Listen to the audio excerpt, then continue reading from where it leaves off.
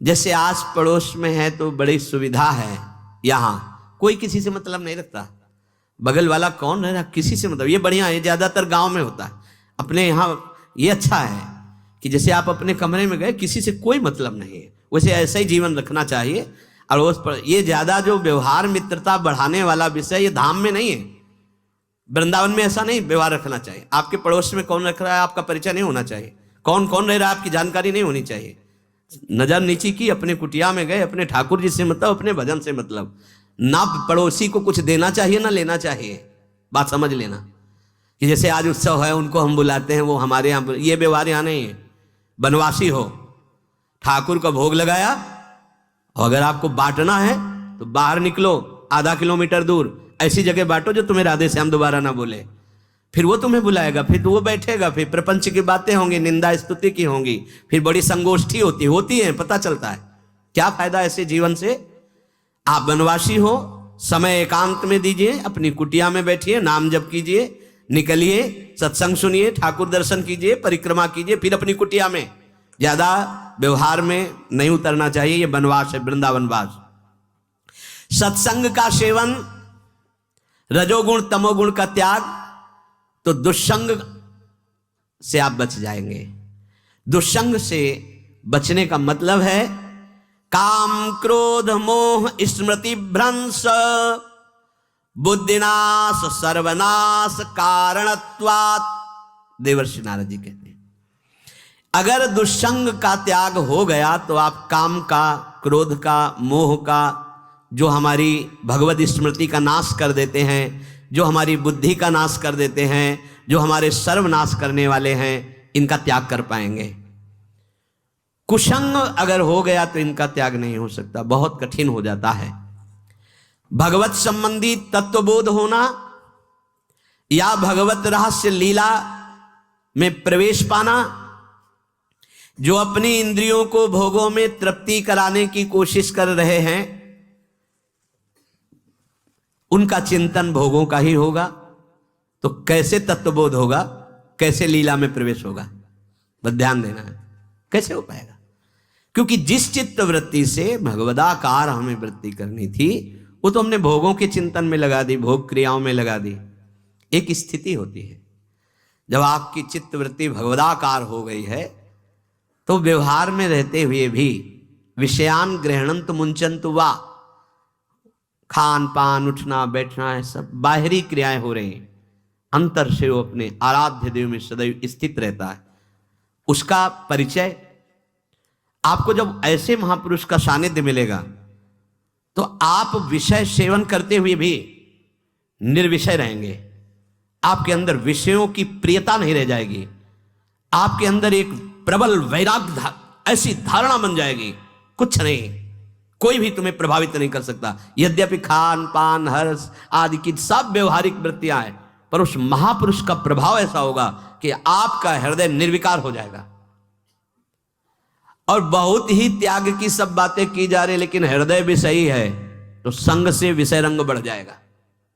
ये देखा गया है। हृदय अगर निष्प्रिय है, जिसका हम संग कर रहे हैं, तो उसका परिणाम निष्प्रिय निकलेगा। व्यवहार में कुछ भी हो, निष्प्रियता ही आपकी बढ़ेगी, निर्विकारता बढ़ेगी, क्योंकि उसकी स्थिति का संग हो रहा है, उसका प्रभाव पड़ रहा है। तो सर्वनाश की जड़ है विषय चिंतन। ये बहुत बड़ी बात है, विषय चिंतन सर्वनाश की जड़ है। यहां विषय भोग नहीं कहा, क्योंकि चिंतन का परिणाम भोग है। पहले चिंतन होता है, साधक ध्यायतो विषयान पुंसः संगस्तेषु उपजायते संगात संजायते कामः कामात् क्रोधो विजायते क्रोधात् भवति सम्मोहः सम्मोहात् स्मृति विभ्रमः स्मृति भ्रंशात् बुद्धिनाशो बुद्धिनाशात् प्रणश्यति सर्वनाश। कैसे हुआ? ध्यायतो विषयान पुंसः, विषयों का चिंतन।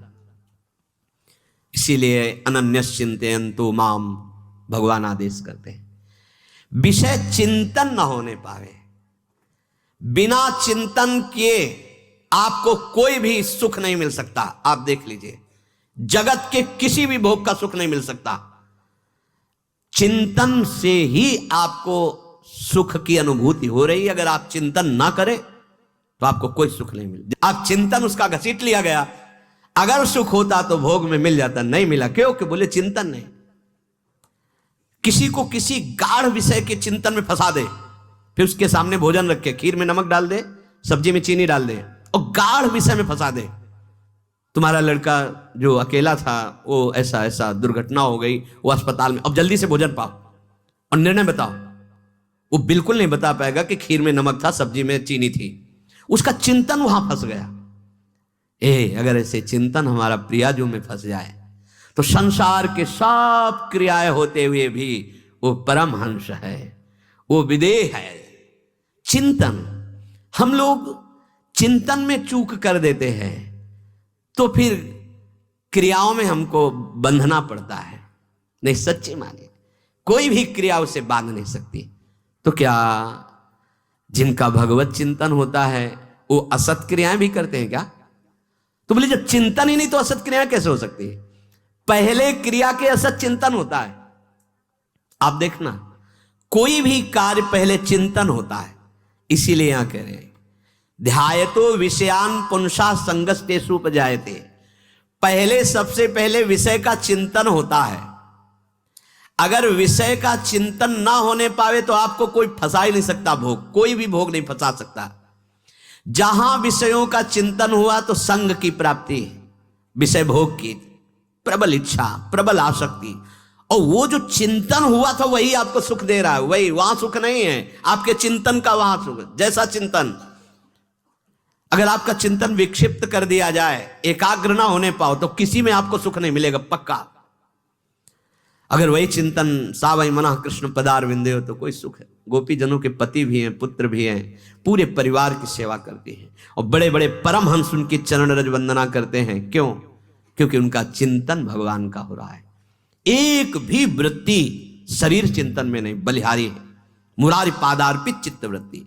विषयों के चिंतन से विषयों में आसक्ति पैदा होती है, आसक्ति से विषय कामना की प्रबलता और क्रिया होती है, और क्रिया में बाधा पड़ने से क्रोध पैदा होता है, क्रोध से मूढ़ता छाती है, मूढ़ता से स्मृति भ्रमित हो जाती है, स्मृति भ्रंश से बुद्धिनाश होता है, और बुद्धिनाश ही सर्वनाश है। इसलिए चित्त का निरंतर अधिक समय तक सावधानी पूर्वक भगवन नाम में, भगवत लीला में, आप सब भगवत कृपा पात्र जन हैं, चिंतन न बिगड़ने पावे। होता क्या है कि क्रिया से तो हम सावधान हैं, समाज है, क्रिया से तो हम सावधान क्योंकि समाज भी है, व्यवहार भी है सामने, लेकिन चिंतन तो कोई नहीं जान रहा ना, अंदर ही अंदर हम क्या चिंतन कर रहे हैं। तो साधक चूक कर बैठता है। देखो, बाहर चूक होगी तो उसका प्रायश्चित हो ही जाएगा, चार लोग निंदा करेंगे, पिटोगे, अपमानित होगे, प्रायश्चित। लेकिन अंदर जो हमारा गलत चिंतन हो रहा, पूरा का पूरा अंदर हृदय मलिन कर देगा। हमें उस बात का प्रायश्चित भी नहीं होगा, हमें जलन भी नहीं होगी कि हम गलत चिंतन कर रहे हैं, क्योंकि सावधान नहीं है। खास बात साधना में चिंतन संभालने की है। काम क्रोध मोह स्मृति भ्रंश बुद्धिनाश सर्वनाश कारणत्वात्, देवर्षि नारद जी कह रहे हैं। चित्त का जहां अधिक चिंतन होता है वही हमारी तन्मयता बन जाती है, वही हमारा स्वरूप होने लगता है। बोले बहुत कामी पुरुष है, बोले बहुत क्रोधी पुरुष है, बोले बहुत नीच पुरुष है, पूरा संबोधन होने लगा उसके लिए, क्योंकि वो उसी चिंतन से, वैसी क्रियाओं से। अरे बोले तो बड़े भगत हैं, भगवान के स्वरूप है साक्षात। जो हम अधिक चिंतन करते हैं वही क्रियान्वित होता है, जो क्रिया होती है, चिंतन होती है, वैसे हमारा स्वरूप बन जाता है, वैसे हमारी स्थिति हो जाती है।